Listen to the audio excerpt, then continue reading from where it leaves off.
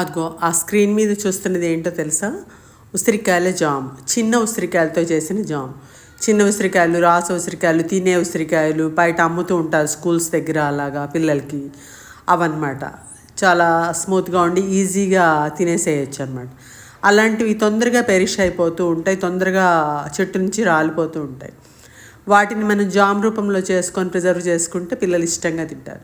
దానికి ఏంటంటే ఆ ఉసిరికాయలు తీసుకొని దానిలో కొంచెం వాటర్ వేసి కుక్కర్ పెట్టి ఆ కుక్కర్లో 5-6 విజిల్స్ బాగా మెత్తపడేదాకా ఉడికించుకొని అవి చల్లారిన తర్వాత దాన్ని కొంచెం పప్పు గుత్తితో కానీ కవ్వంతో కానీ ఎనిపేసి ఆ వాటర్ని ఫిల్టర్ చేస్తే గింజలు బయటకు వచ్చేస్తాయి.